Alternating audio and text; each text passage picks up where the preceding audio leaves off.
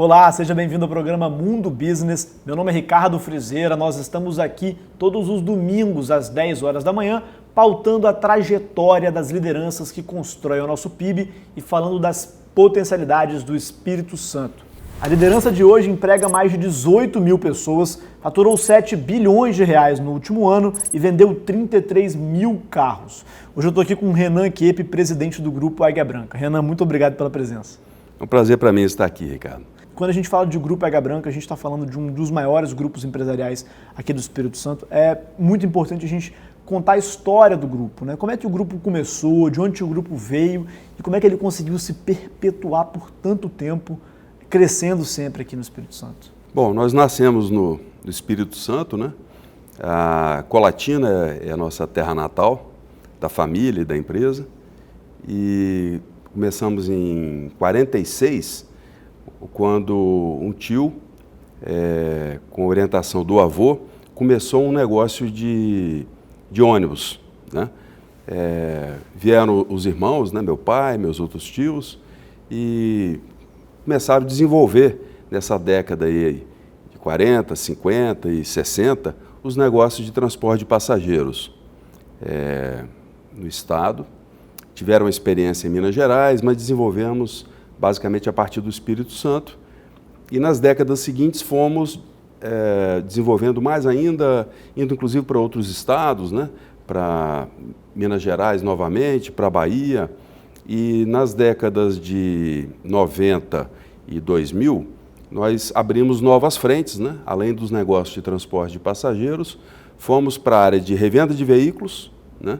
Porque tinha sinergia com os negócios do grupo, e fomos também atender a contratos de grandes empresas que veio se tornar depois na nossa área de logística, né? Uma das 3 áreas do grupo. Então hoje o grupo se divide em divisão logística, né? Divisão comércio, que é venda de veículos, e divisão passageiros, que é a parte de transporte, Águia Branca, Azul, etc. Né? Que é a atividade original do grupo e hoje é uma das 3 áreas do grupo. Renan, mais de 70 anos de Águia Branca. Qual o segredo para uma empresa perdurar por tanto tempo e passar por tantas sucessões? Sucessão, quando a gente fala, é quando uma pessoa que fundou a empresa, ela passa o bastão da presidência, da direção executiva para o seu filho ou para outra pessoa. E a Águia Branca já está na 3ª linha sucessória, não é isso? É a 3ª vez que se passa o bastão na Águia Branca entre gerações da família. Qual é o segredo da Águia Branca durar tanto tempo? Bom, nós tivemos sempre muito amor, muita paixão pela empresa, pelos negócios, né? Nós sempre tivemos uma relação de dedicação, de entrega, transformamos a empresa num projeto, assim, muito mais do que ganhar dinheiro, né? Virou uma causa para as pessoas da família, né? Então há um amor muito grande pela empresa, né? Há um respeito muito grande entre as pessoas, né?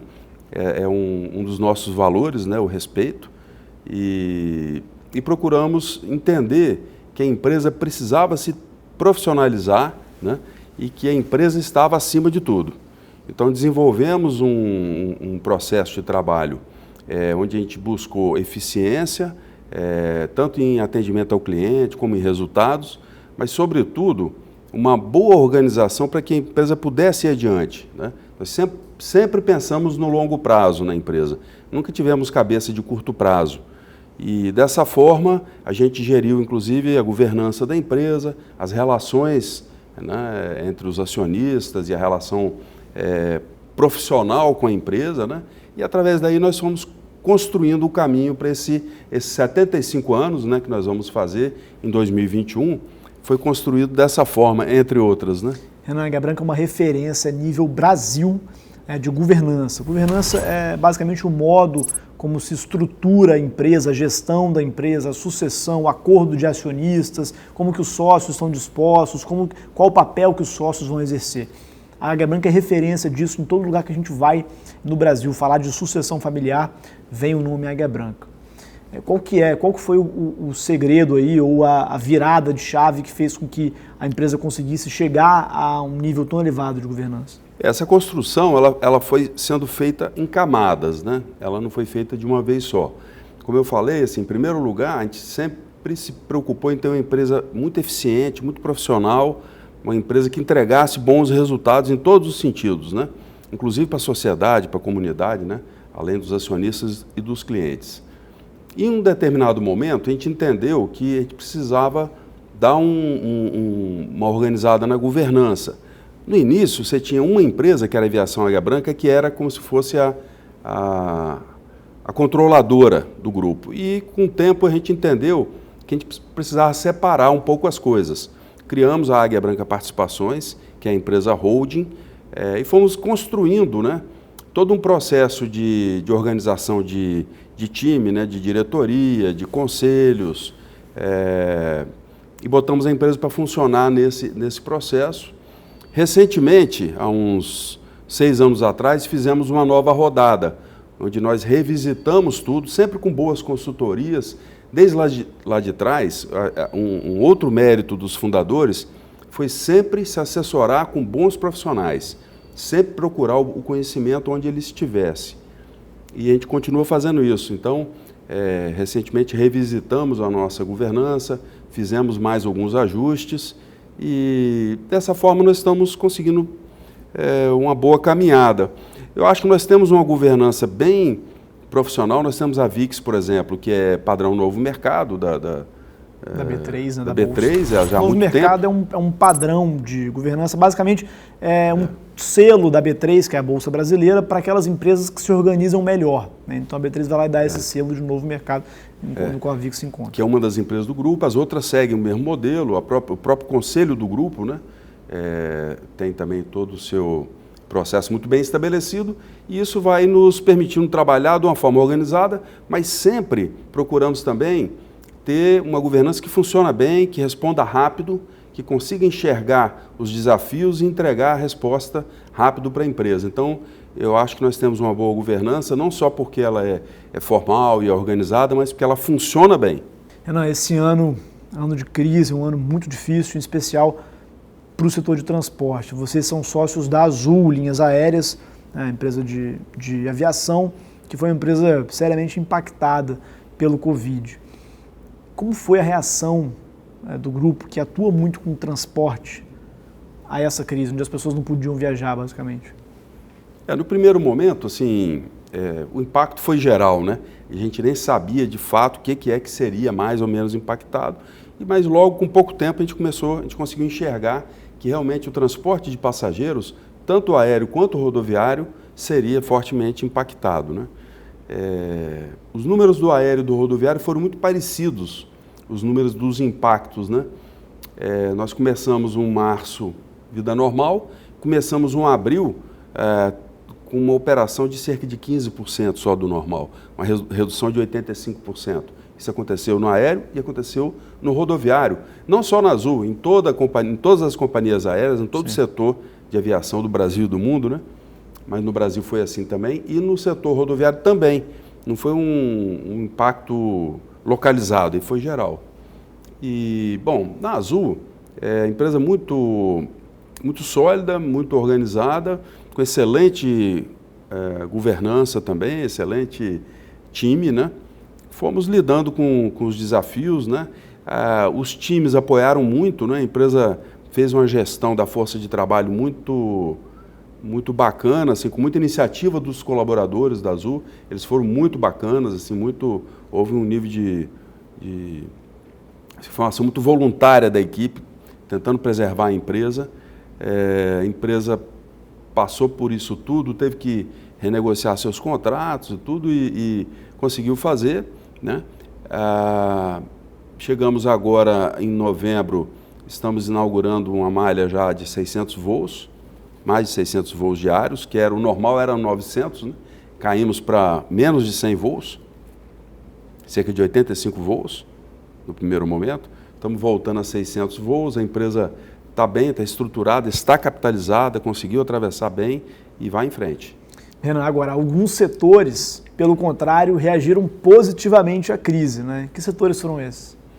No primeiro momento, tudo foi impactado, o susto foi geral. Mas logo foi ficando claro que alguns setores não iriam sofrer tanto E houve, inclusive, setores que cresceram, que tiveram um desenvolvimento positivo. Por exemplo, venda de caminhões pesados. O Brasil tem uma atuação muito forte de agronegócio, tem uma atuação muito forte em mineração, tem atuação forte em diversos setores, que em função de serem produtos de primeira necessidade ou por serem produtos que são favorecidos por um dólar mais alto, por um motivo ou por outro, ou por todos esses motivos, por exemplo, passaram a consumir mais, por exemplo, caminhões, né? O caminhão extra pesado vendeu muito bem. No início tivemos alguns problemas de produção, né? Porque as fábricas foram impactadas, né? Mas logo foi retomado e é um setor, por exemplo, que foi muito bem. A logística, em geral, reagiu bem. A logística reagiu bem. O e-commerce também ajudou nisso, né? Muita gente comprando online. Com certeza. O e-commerce foi um que consumiu mais caminhões também. Nos próprios negócios de ônibus de aviação, a receita de logística, a receita de cargas que nós transportamos nos porões dos ônibus ou dos aviões, teve uma boa performance também. Mas em logística, no geral, nós tivemos um pequeno impacto em logística automotiva, que dentro da VIX nós temos, o negócio de logística automotiva, mas que foi superado com o passar do tempo. A área de óleo e gás deu uma parada, porque parou o consumo, né? Parou o consumo, os produtores de petróleo começaram a reduzir a produção. Sim. Então, logística, né, voltada para o óleo e gás também teve um primeiro impacto, mas depois tudo foi retomado. E as outras áreas, como mineração, aço, celulose, essas áreas todas continuaram com a sua vida normal e com o crescimento, inclusive. Perfeito. Renan, agora falando sobre inovação e tecnologia. A Águia Branca, dessas empresas, desses grandes grupos aqui do Espírito Santo, eu vejo que é um dos grupos mais preparados, melhores posicionados para essa onda digital que veio não só com o Covid, né, que já há algum tempo tem dominado aí o mundo dos negócios. Como que vocês enxergam inovação e tecnologia e quais são as iniciativas do Grupo Águia Branca para se modernizar? Realmente o grupo já vinha no desenvolvimento, né, de novas práticas, né, uma mudança na cultura da empresa para que ela pudesse se relacionar melhor com o cliente, que ela pudesse entregar mais ao cliente, usando a transformação digital, né, como uma forte alavanca para isso, mas, sobretudo, repensando modelos de negócio, né, procurando enxergar novas oportunidades, novos modelos de negócio. Fizemos um programa de visitas, de viagens muito diversificado, muito intenso, né? Fomos ao Vale do Silício, fizemos visitas, inclusive, a universidades, a empresas. O Vale do Silício é o centro de inovação mundial, fica localizado ali na Califórnia, perto da cidade de São Francisco e São José. Fomos em várias missões lá, fizemos parcerias, inclusive com o Instituto de Inovação de Berkeley. Fomos a Israel, fomos à Irlanda. Israel, que é um grande polo de inovação também, né? Isso. Em missões, algumas vezes, inclusive, conjuntas com a Confederação dos Transportes, mas a grande maioria das vezes sozinhos. Eu fui à China com outro diretor do grupo, numa missão patrocinada por um banco. Depois teve uma missão da empresa, nosso próprio Grupo Águia Branca fez uma outra missão. Então, assim, foram várias jornadas para adquirir conhecimento, para depois começar, e ao mesmo tempo, aliás, começar a desenvolver novos negócios. Desse esforço saíram muitas coisas interessantes, né? Vou citar apenas algumas, né? Claro. Porque é muita coisa, mas nós criamos os laboratórios, né, que é o ambiente de desenvolvimento dos trabalhos dentro da empresa, que vai desde o layout, né, mas muito mais do que o layout, com um time especialista em diversos temas, né? Trouxemos times para apoiar, para que as áreas de negócio pudessem serem apoiadas por esses times, né? E também criaram novos negócios, né? E o que gerou novos negócios? Alguns exemplos, nós tivemos o V1, que foi a primeira a primeira nova marca que surgiu. V1 que é um aplicativo de mobilidade, transporte de passageiros por aplicativo, é isso? Ele começou como um aplicativo, hoje ele já está se transformando numa plataforma. O V1 hoje, ele já faz o que é a mobilidade clássica, né, de você chamar um veículo por aplicativo. Temos um excelente padrão, veículos próprios, motoristas próprios, bem treinados e muito dedicados. Mas agora ele também, essa plataforma agora você já pode alugar um carro, onde você faz a transação, localiza o carro e abre o carro com o seu próprio aplicativo, onde os carros estão distribuídos em hotspots, né, na cidade, vamos dizer, 8 ou 9 lugares que você pode ir lá e retirar o veículo. Bacana. Já é um desdobramento do V1. E agora a gente vai começar também no V1 o carro por assinatura. Já estamos em breve lançando o carro por assinatura. Você paga um valor mensal e consegue... Você faz um contrato por um período, né? Paga um valor mensal e recebe um carro. Você não tem que se preocupar com nada. Esse,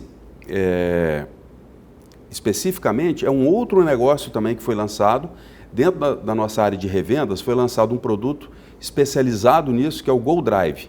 O Gol Drive foi lançado nas nossas revendas da Toyota e da Jeep, e nós podemos comemorar já, depois de cerca de um ano, já estamos hoje com mais de 1.000 veículos no mercado da Grande Vitória, e temos também em Minas Gerais, algumas cidades do interior, mas nós já temos uma marca já de mais de 1.000 veículos já assinados. São pessoas que estão usando o veículo sem ter comprado o veículo, né? Ele recebe um carro todo pronto, emplacado, com seguro, com acessórios até. É uma nova modalidade. Isso é um fruto desse movimento de inovação. Então, além do V1, nós temos o Gol Drive.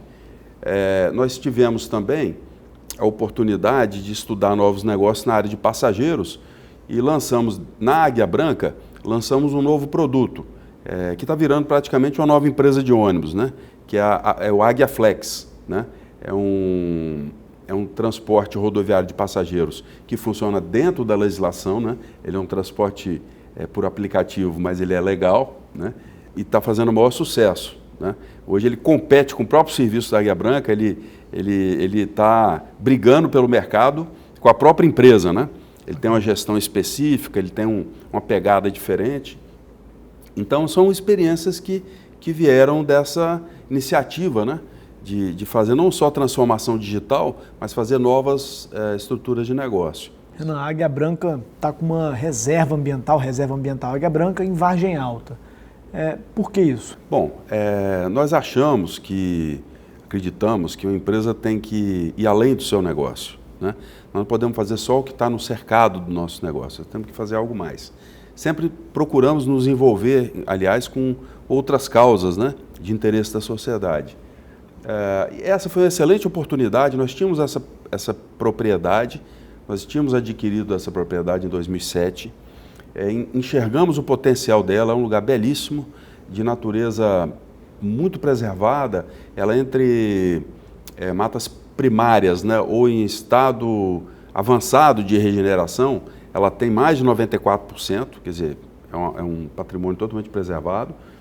Então, enxergando esse potencial, transformamos numa reserva, é uma RPPN. O que é uma RPPN? É uma reserva particular do patrimônio natural, né? Nós estamos em uma fase final de conclusão de documentação, uma pequena conclusão que está sendo feita agora até o final desse ano, que ela vai a 2.225 hectares, que é a maior RPPN do Estado. O Estado tem cerca de 6.000 hectares agora com essa reserva. Só essa reserva tem 1/3, praticamente, das RPPNs do Estado, né? Porque é muito comum e é muito importante que sejam numerosas, é muito importante para a preservação ambiental que os produtores rurais criem as suas RPPNs, as suas pequenas áreas, e isso vai criando um ambiente muito positivo. Mas a gente tem o orgulho de ter essa reserva grande, né? E que... A ideia é realmente preservar ou tem alguma atividade produtiva que vai ser realizada? Não, o projeto é de preservação, em primeiro lugar, né? Pesquisa, né? E visitação, né? Temos um plano de manejo que está sobre avaliação ainda da autoridade ambiental, mas que prevê essas atividades, que são atividades que preservam mesmo, que deixam aquilo ali intocado, né? E é uma iniciativa que nós estamos muito felizes, né? E que esperamos, inclusive, que todos possam ir visitar lá em Vargem Alta, a Reserva Ambiental Águia Branca. Está aberta já para visitação. Já está aberta para visitação? Já está aberta.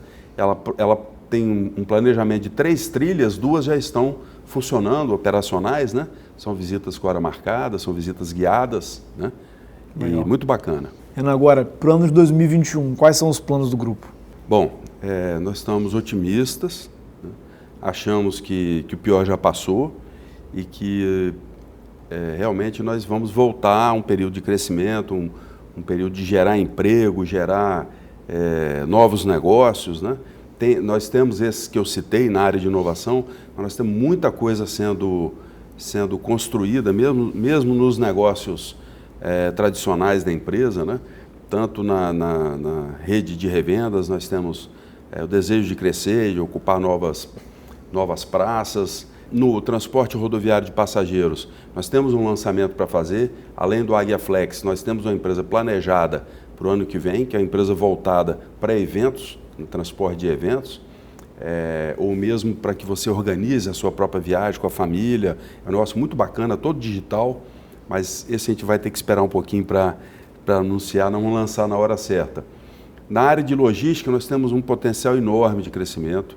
O Brasil está se desenvolvendo, o Brasil tem muitas frentes, nós estamos muito otimistas com as possibilidades de crescimento de novos negócios na área de logística. Enfim, achamos que vamos ter muitas oportunidades e vamos tentar aproveitá-las, né? Renan, agora presidir um grupo desse tamanho certamente é um grande desafio. Quais são as questões pessoais, características ou hábitos que você enxerga que te fazem conseguir cumprir essa função? A característica até que eu acho que de família, né, é da nossa família. A gente procura ser tranquilo, procura levar uma vida equilibrada, aproveitar bem a vida, se divertir, mas cuidar da saúde, cuidar da família, né, e viver em harmonia com a família. E é isso que eu procuro construir para mim. Eu acho que todo mundo precisa ter um porto seguro, precisa ter uma família que te dê aconchego, né, que te dê felicidade, né? Eu tenho minha esposa, a Mônica, as filhas, né? O filho, as filhas. Tenho uma neta agora, tenho uma netinha. Então, assim, são essas coisas que eu curto muito e que eu acho que me ajudam muito a desempenhar bem meu papel na empresa. Bacana, Renan. Agora, para finalizar, um bate-bola, uma liderança que te inspira. Olha, teve um brasileiro que teve a capacidade de fazer uma coisa muito ousada. Eu acho que o Osiris Silva fez algo assim muito importante para o Brasil, né? Eu acho que o Brasil tem a capacidade de produzir material aeronáutico de ponta. É uma coisa muito importante para o país. Osiris Silva é fundador da Embraer, não é isso? Eu tenho admiração, eu não conheço ele, já estive com ele, já conversei com ele, mas não sou amigo pessoal dele, mas assim, a história, a biografia dele, o legado dele é fantástico. Bacana. Uma empresa que te inspira? A nossa. A Águia Branca é uma empresa que me inspira muito. Eu vivo muito voltado para ela e é nela que eu me inspiro mesmo. Um princípio não negociável? A honestidade. A maior vitória? A maior vitória é você poder fazer uma caminhada, né, atingir os seus objetivos e saber que você contribuiu para todo mundo e não prejudicou ninguém. Eu acho que essa é a maior vitória. A maior derrota? A maior derrota é você desistir. Desistir daquilo que você poderia ter feito diferente, que você poderia ter realmente empreendido. Desistir é uma derrota. O melhor investimento? É o conhecimento. O conhecimento é um ativo insubstituível, né? Tanto nos negócios quanto na vida pessoal. Acho que o conhecimento é o maior investimento. A virada de chave da sua vida? A virada de chave na minha vida foi quando eu decidi fazer o que eu gostava. Eu comecei na empresa, eu tenho 40 anos de empresa já. Comecei bem novinho. E eu comecei naquela área que todo mundo quer começar, quer conhecer, finanças, uma área de tecnologia, mas na época a gente já tinha empresa de tecnologia. Bacana. Uma empresa de informática naquela época. Em 1982 eu trabalhei numa empresa de tecnologia do grupo. Bacana. E teve um momento que eu falei, não, eu gosto de transporte de passageiros, é o que eu gosto, é o que eu acompanhei desde criança, eu já morei dentro da eu já tive uma moradia que era dentro de uma garagem de ônibus. Então assim, eu gosto disso, eu quero trabalhar com isso. E isso me permitiu crescer na empresa. Eu consegui, fazendo o que eu gostava, eu consegui crescer na empresa. Eu comecei em funções básicas, comecei como auxiliar, eu fui aprendendo e tal. Cheguei a gerente depois. E eu só consegui fazer isso e crescer ainda mais depois, porque eu fazia o que eu gostava. Depois eu diversifiquei meu conhecimento, fui mexer com outros negócios, atuo hoje em todas as áreas do grupo, né? Assim, a minha carreira, meu maior sprint na empresa foi fazendo o que eu gostava. Perfeito. Renan, se você pudesse deixar uma dica, um conselho para quem assiste a gente agora e quer começar a empreender ou já empreende, é um empresário, um pequeno empresário, um médio empresário, qual seria esse conselho? Eu acho que uma coisa muito importante hoje que a gente tenta fazer nos nossos negócios a todo momento é assim, pensar um negócio de uma forma diferente, né? Pensar um negócio de uma maneira que vá criar realmente um valor, vai trazer algo de novo para o consumidor, né? Se você quiser entregar sempre a mesma coisa para o consumidor, você vai estar sempre disputando um negócio que alguém já está fazendo, já está fazendo bem. Então, assim, eu acho que o desafio hoje a ser vencido, mas quem vencer vai se dar bem, é realmente inventar negócios novos que tragam realmente um valor novo, né? Que traga soluções novas para o consumidor. Eu acho que é o meu conselho. Perfeito. Renan, parabéns pela trajetória, parabéns pelo trabalho e muito obrigado pela entrevista. Eu agradeço muito pela oportunidade de conversar e falar sobre os nossos negócios, sobre a nossa trajetória. Obrigado. Eu te agradeço. No próximo bloco nós vamos falar sobre sustentabilidade em visita a Suzano, a planta da Suzano em Aracruz e também a APD Advogados. Fica com a gente que o Mundo Business volta já.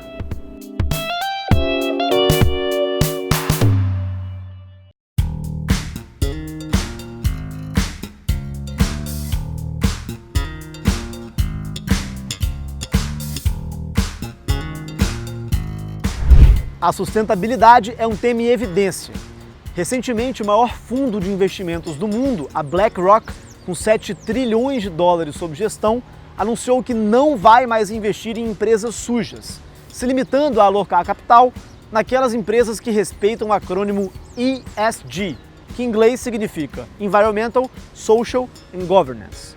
Em bom português, isso identifica as empresas que têm preocupação ambiental com o meio ambiente e as mudanças climáticas, social, o impacto que gera nas comunidades em que atua e também de governança, preocupação com as pessoas, o ambiente de trabalho e as práticas anticorrupção. A Suzano é uma das companhias que mais se destaca nesse quesito de sustentabilidade, praticando o que chama de inovabilidade, uma junção das palavras inovação e sustentabilidade. Focada na produção de celulose, papel e bens de consumo derivados da celulose, como folhas de papel, papel higiênico, lenços, fraldas e canudos, a Suzano faturou 27 bilhões de reais no último ano. No Espírito Santo, a Suzano tem uma planta aqui em Aracruz, onde eu estou, e também está construindo uma nova unidade na cidade de Cachoeiro de Itapemirim, focada em transformação de celulose em produtos. Essa unidade aqui de Aracruz foi adquirida a partir da aquisição da Fibria, antiga Aracruz Celulose, que tornou a Suzano uma gigante do setor. Com capital aberto na Bolsa de Valores de São Paulo, a B3, a Suzano hoje é avaliada no mercado em 70 bilhões de reais. Estima-se que após a fusão com a Fibria, a Suzano ganhou de valor de mercado 8 a 12 bilhões de reais. Não raramente a empresa agora é chamada de Nova Suzano, dado o tamanho da operação. No total, a Suzano gera mais de 35 mil empregos, dos quais 6 mil são aqui no Espírito Santo. A empresa tem capacidade para produzir anualmente mais de 11 milhões de toneladas de celulose, dos quais 2,3 milhões saem daqui de Aracruz.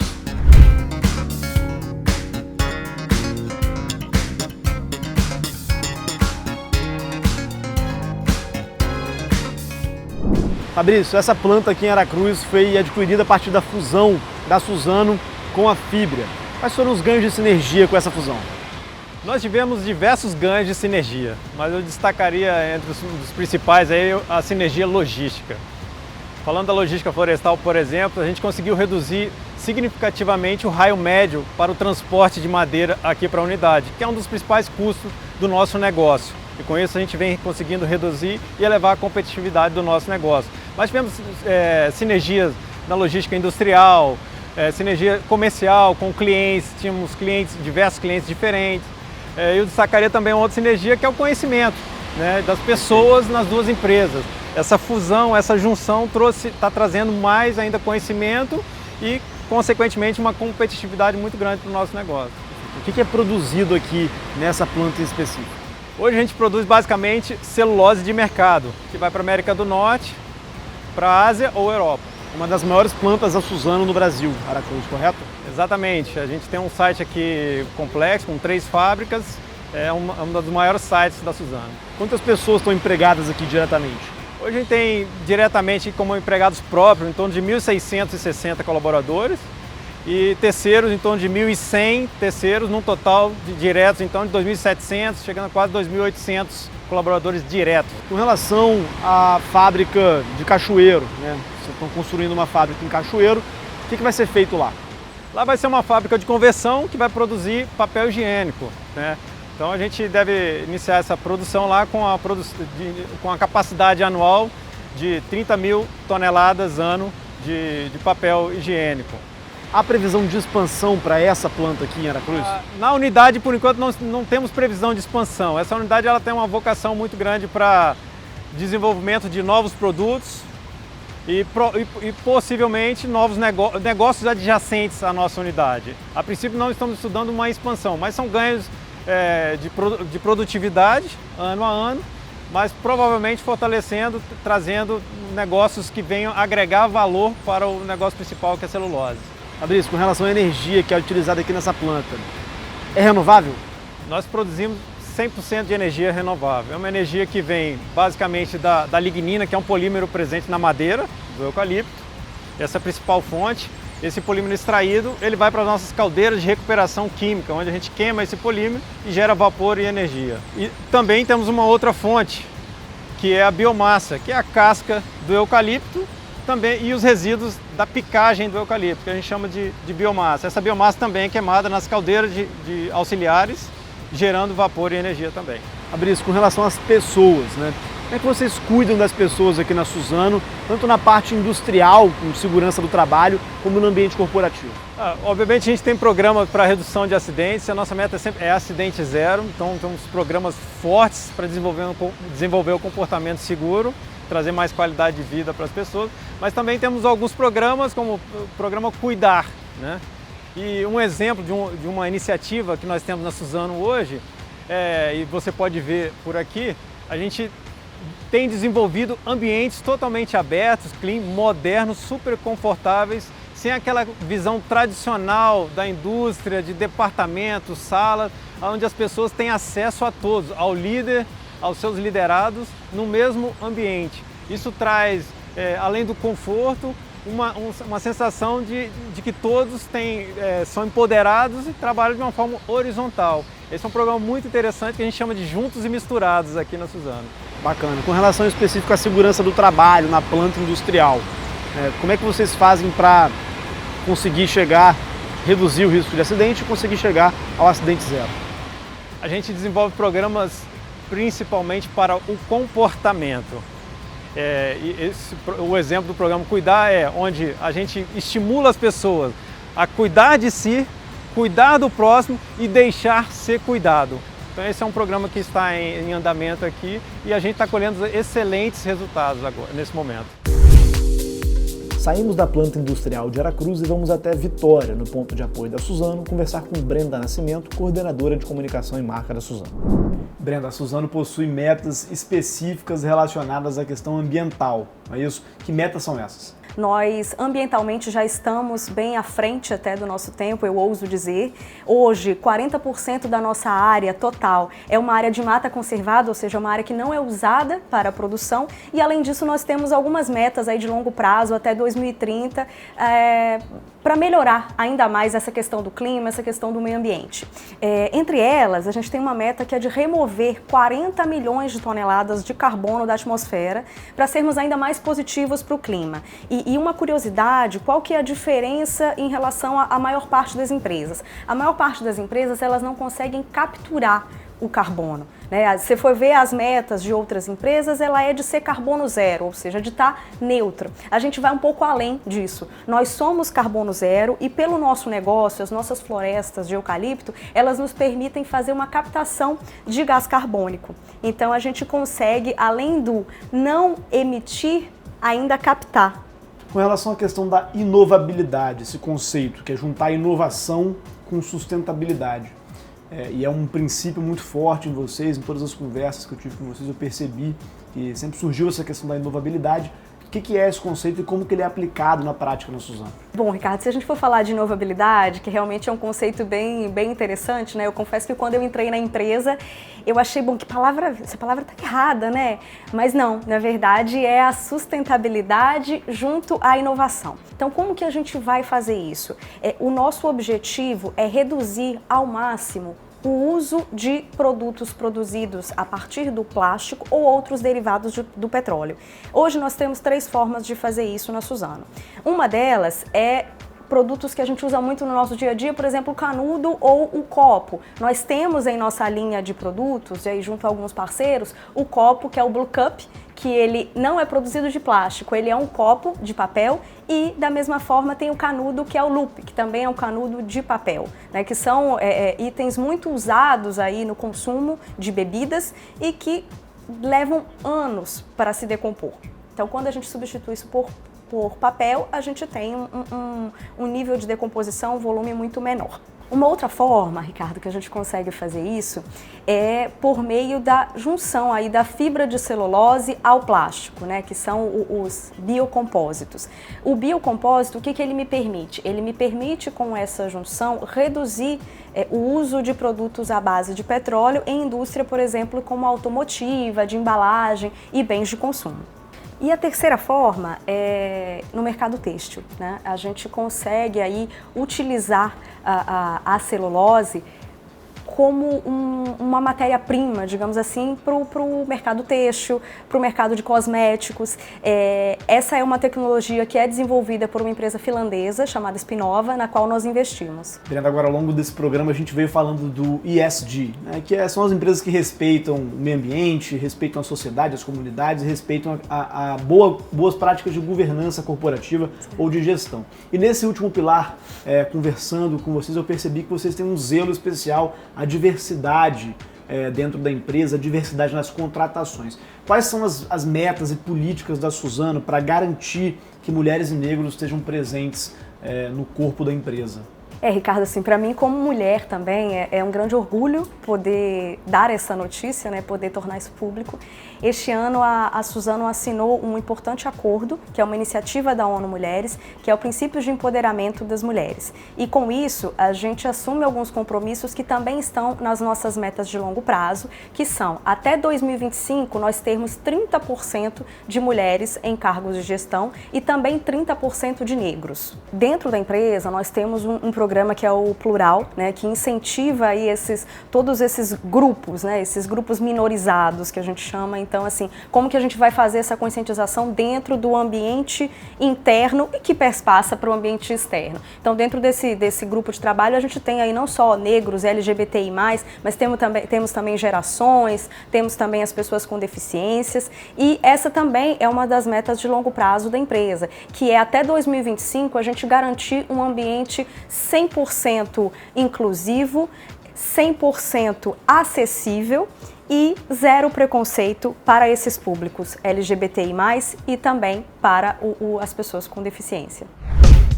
Para entender melhor as questões jurídicas relacionadas aos princípios ESG e à sustentabilidade, fomos até a Enseada do Suá, em Vitória, conversar com 2 advogados. Rodolfo Pandolfi e Guilherme Almeida, sócios fundadores da APD.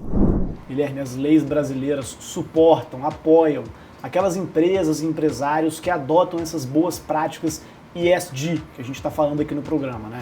Ambiental, social e governança, correto? Ricardo, esse é um assunto muito interessante. É um tema atual e muito relevante, mas se a gente for fazer uma análise um pouco mais profunda, a gente pode afirmar que desde a Lei de Sociedade Anônimas, da década de 70 no Brasil, a gente já tem previsão legal de práticas sociais, práticas ambientais e de boas práticas de governança. A gente tem no texto de lei a previsão de que o empresário, o acionista, no caso a companhia, deveria buscar o seu objeto social, ou seja, buscar o seu objetivo, respeitando o meio ambiente, respeitando boas práticas, respeitando direitos fundamentais do trabalhador, respeitando a comunidade em que ela estava inclusa. Ou seja, na verdade, é um assunto atual, mas a gente pode, de certa forma, concluir que a legislação brasileira ela era pioneira e desde a década de 70 ela já trazia o que hoje está tão difundido com clamor social no mundo corporativo de investimento do ESG. Alguns exemplos de leis específicas que regulam sobre essas questões. Claro, vamos dividir no formato social, ambiental e de governança. No formato social, a gente poderia trazer a Lei Rouanet, que é uma lei que traz incentivo àquelas empresas que fazem doação a projetos culturais, ou seja, a empresa ela aproveita aquelas doações em abatimento de imposto. No ramo ambiental, eu poderia trazer aqui dois interessantes projetos de lei que tramitam no Congresso, que diz respeito a incentivos fiscais para empresas que fomentam as energias renováveis. Aqui eu poderia citar eólica, biomassa, solar, incentivos fiscais também a empresas que tenham seus insumos ou matéria-primas relacionadas à indústria de reciclável, ou produtos reciclados ou recicláveis. E tratando de boas práticas de governança, nós temos a recente lei anticorrupção, que vem defender o erário público e trazer princípios de compliance.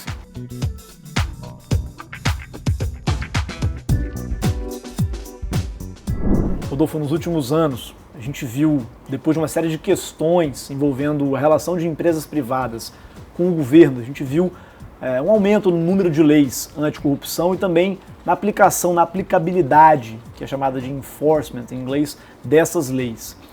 Que leis são essas anticorrupção?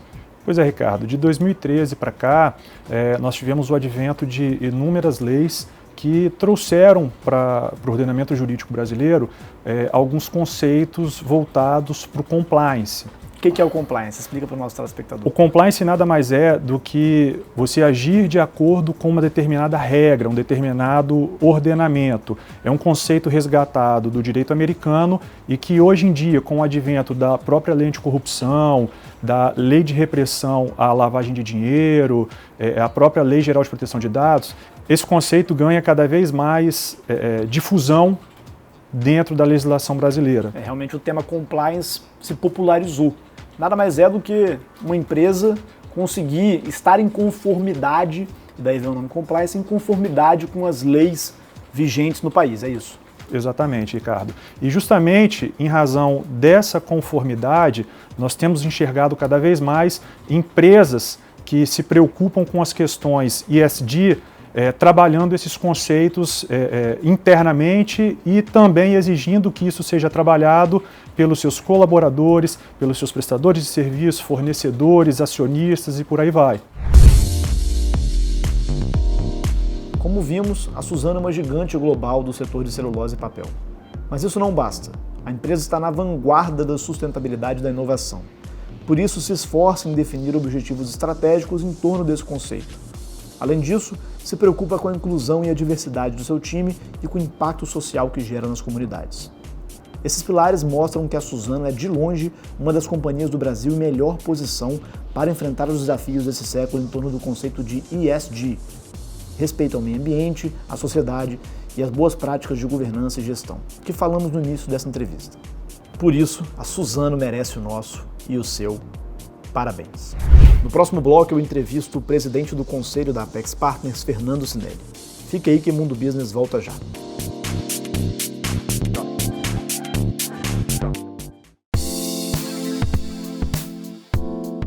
Estamos de volta em Mundo Business, agora com uma liderança do mercado financeiro e imobiliário.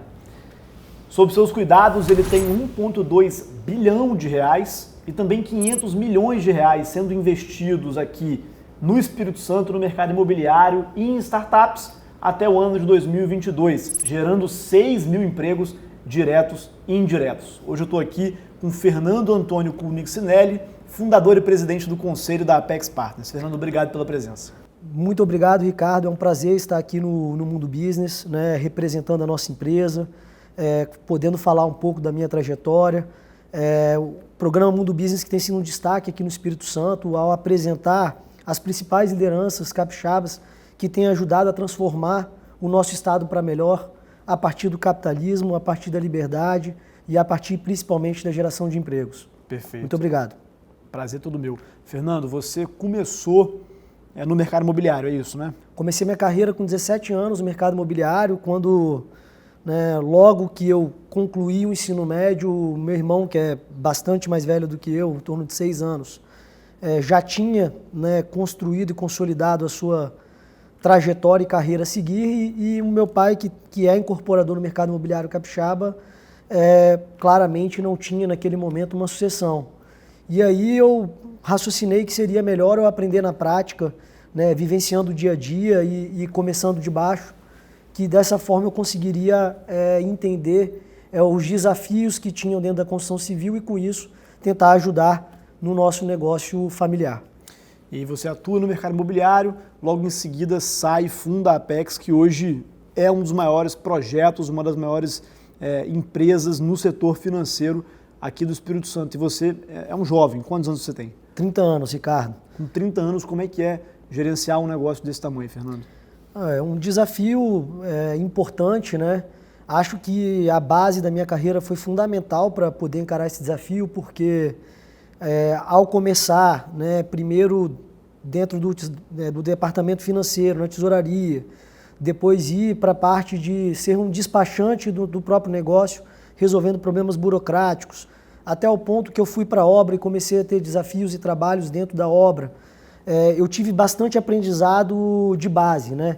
E esse aprendizado de base foi fundamental para calcar, o desenvolvimento das minhas habilidades e competências para conseguir chegar onde eu estou hoje. Porém, nem tudo são flores, né? Acho que eu ainda tenho muito a aprender, acho que ainda estou no começo da minha trajetória, da minha jornada, mas o principal desafio que eu encarei para conseguir gerenciar uma empresa que hoje tem em torno de 45 colaboradores diretos no nosso escritório, mas que, obviamente, pelo impacto dos nossos investimentos na economia real, realmente são milhares de empregos. Eu tive que trabalhar muito o desenvolvimento pessoal no âmbito de desenvolver principalmente a minha capacidade de ensinar as pessoas lideradas, de ter mais humildade, de ser menos agressivo. Esses foram alguns dos desafios que eu tive que enfrentar ao longo desses 12 anos aí, 13 anos de carreira, de forma que eu conseguisse ter mais efetividade liderando o time, liderando a equipe e principalmente entregando valor e resultado para os nossos clientes. Fernando, agora duas coisas me chamaram a atenção na Apex desde o início. A primeira é o propósito da empresa e a segunda é o partnership, que é uma política. Partnership é quando você convida as pessoas que trabalham na sua empresa a se tornarem sócias dela.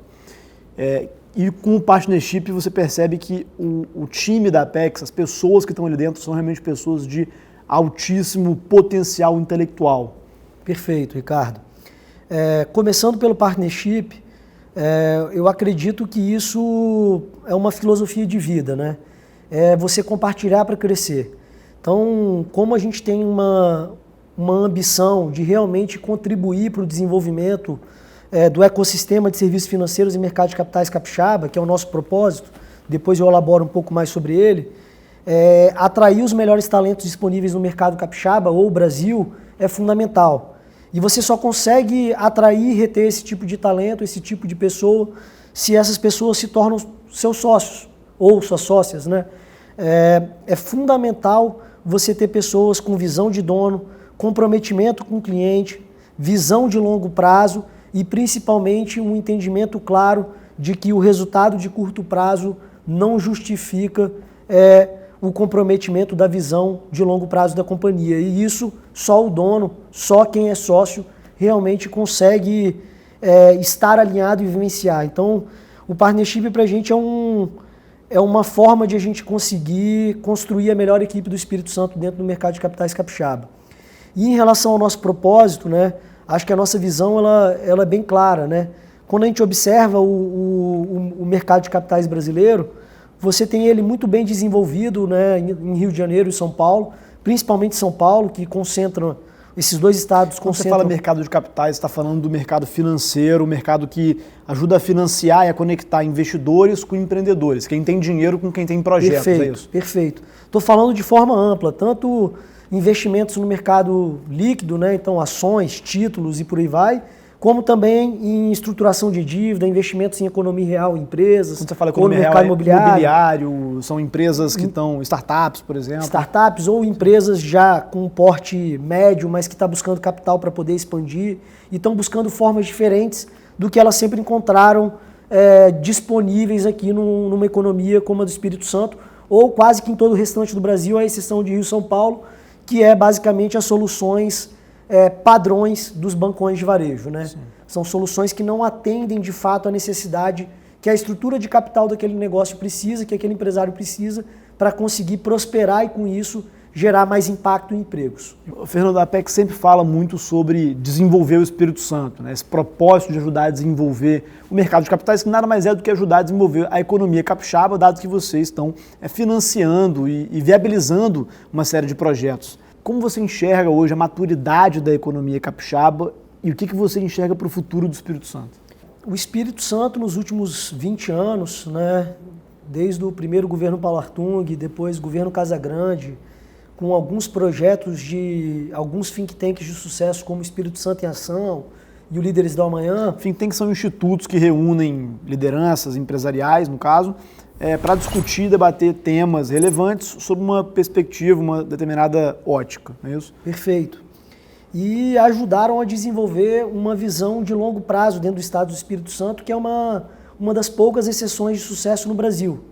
O Espírito Santo vem evoluindo muito no seu ambiente macro-institucional, sendo um Estado que respeita, né, tem responsabilidade fiscal, um Estado que tem continuidade em políticas públicas, um Estado que vem tendo, apesar da alternância de governos, bons governos que ajudam a sedimentar um futuro mais próspero, né? Mas, apesar desse trabalho, eu acho que a principal força e característica da economia capixaba é a sua iniciativa privada. É uma iniciativa privada que colabora entre si, que coopera, que tem grandes grupos estaduais postos e que são inovadores e que normalmente lideram de alguma forma um processo ou um setor econômico a partir do Espírito Santo no Brasil.